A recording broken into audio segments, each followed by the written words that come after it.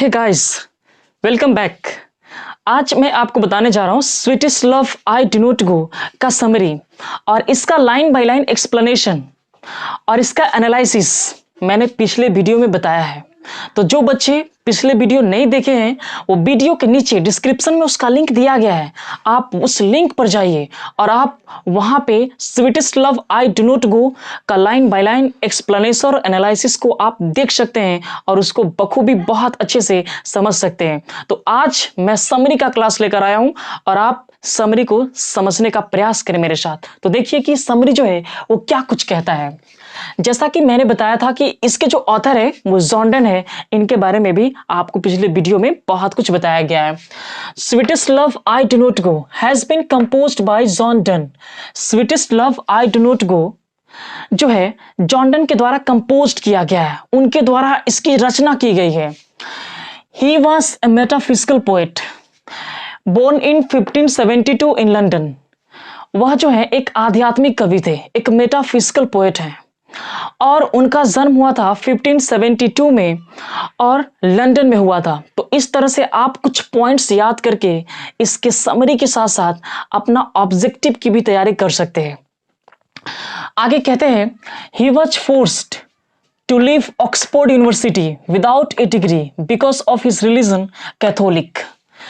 उनका जो रिलीजन है वो कैथोलिक था और कैथोलिक रिलीजन की वजह से उनको जबरन ऑक्सफोर्ड यूनिवर्सिटी से बाहर कर दिया गया, उनको बिना डिग्री लिए वहां से जो है बाहर कर दिया गया। इसके बाद he is well known for songs and sonnets. Jordan जो है सॉन्ग्स और सोनेट्स के लिए जाने जाते हैं। तो ये ऑब्जेक्टिव में भी आ सकता है सवाल कि जॉर्डन किस चीज के लिए जाने जाते हैं। तो आप याद रखना सॉन्ग्स एंड सोनेट्स और भी कुछ चीजें हैं वो आपको ऑब्जेक्टिव का वीडियो में मिल जाएगा। Next paragraph, in this love lyric the poet is consoling her wife telling her that he is going away not because he is tired of her और he wants a better woman. मतलब कि second paragraph में Jordan ये कहते हैं, Jordan जो है इस लव लिरिक में अपनी पत्नी को समझाने की कोशिश कर रहे हैं, उसको मनाने की कोशिश कर रहे हैं कि मैं इसलिए नहीं जा रहा हूं कि मैं तुमसे थक गया हूं, मैं इसलिए भी नहीं जा रहा हूं कि मुझे दुनिया में तुमसे बेहतर मिल भी सकता है कोई जो मुझे तुमसे बेहतर मोहब्बत दे सकता है। मैं इसलिए भी नहीं जा रहा हूं, मैं इस उम्मीद में भी नहीं जा रहा हूं। Since he has to part with her one day, so he wants to rehearse to live separately for some time. उनका कहना है कि आखिरकार चूंकि हमें एक न एक दिन आपसे अलग होना ही है तो बेहतर होगा कि मैं अपने आप को रिहर्स करूं।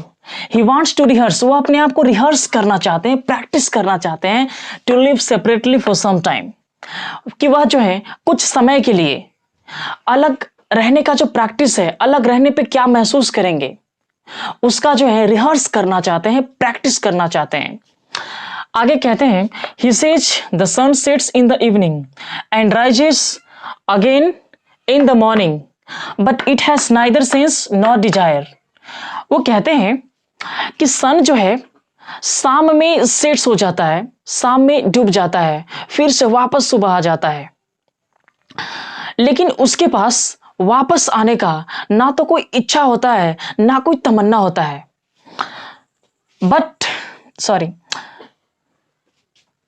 He assures her that he has sense and desire to come back to her, so he will come sooner than the sun. वो ये कहते हैं, अपनी पत्नी को एश्योर करते हैं, भरोसा दिलाते हैं कि मेरे पास चाहत और इच्छा दोनों है तुम्हारे पास वापस आने की, और तुम देखना, तुम भरोसा करो कि मैं उससे भी जल्द अपनी यात्रा को कंप्लीट करूंगा, तीव्र गति से करूंगा। तो इसके बाद जो है आगे वो और क्या कुछ कहते हैं उसको मैं बताता हूं। वे कुछ लाइन्स को देखते हैं, ये अंतिम की लाइन है। He says man's power is very weak. Jordan कहते हैं कि इंसान का जो पावर है, जो ताकत है वो बहुत ही वीक है, कमजोर है। आगे वो बताते हैं he tells her that not to shed tears because that will make him sad and weak. मतलब कि जॉर्डन अपनी पत्नी से रिक्वेस्ट करते हैं, वो बताते हैं कि तुम अपनी आंसुओं को मत बहाओ, shed tears मत करो, क्योंकि वो आंसू जो है ना जॉर्डन को कमजोर कर देगा, उदास कर देगा। वो कहते हैं कि तुम मजबूत रहो ताकि मैं मजबूत बनूं। तुम अपने आंसू को बर्बाद मत करो, मुझे कमजोर मत बनाओ, अपने आंसुओं को मत बहाओ। He says not to forethink of any ill during his journeys, otherwise destiny may fulfill it. वो आगे कहते हैं कि मेरे आने वाले कल के लिए तुम कुछ बुरा ख्याल अपने अंदर मत लाओ, तुम कुछ बुरा मत सोचो, क्योंकि जो डेस्टिनी है ना, जो भाग्य है ना, वो हो सकता है कि तुम्हारा साथ दे दे, और ये भी हो सकता है कि जो तुम सोच रहे हो, जो तुम्हारे अंदर बुरा ख्याल है, वो सच साबित हो जाए। इसलिए वो कहते हैं कि तुम फोरथिंक मत करो, मेरे आने वाले कल के लिए कुछ वैसा इल मत सोचो। और अंत के लाइन में वो कहते हैं, at last he says that people who are in each others mind are never separated.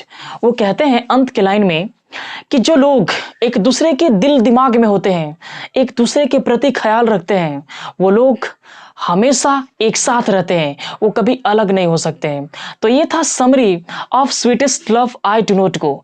इस तरह से आपको और भी क्लासेस लिटरेचर के मिलते रहेंगे इस चैनल पे, लेकिन वक्त है कि आप बस वीडियो को देखो मत, आप वीडियो को शेयर करो उन बच्चों तक, उनसे कहो इसको लाइक करें, सब्सक्राइब करें, ताकि जो मेरा प्रयास है कि आप चाहे जहां भी रहो वहां से पढ़ो, इसको मैं बहुत ही अच्छे तरह से और भी मेहनत करके इसको और सफल बनाऊं। और ये तभी संभव होगा जब आपका मुझे प्यार मिलेगा, और ये प्यार तभी मिलेगा जब आप सब्सक्राइब करोगे, लाइक करोगे, वीडियो को शेयर करोगे, उन बच्चों तक पहुंचाओगे जिसकी जरूरत है। अब आपका समस्या जो है कि मैं क्या पढूं और कहां से पढूं, यह जो है समाप्त हो गया। अब मैं वो हर मुश्किल में आपका साथ दूंगा, और आप चाहे जहां भी हो, मैं वहीं से जो है आपकी वो हर डिटेल्स, आपके सिलेबस का वो हर डिटेल्स जो है मैं इस चैनल के माध्यम से आप तक पहुंचाने की भरपूर प्रयास करूंगा। सो आज की क्लास में बस इतना ही। Thanks for watching.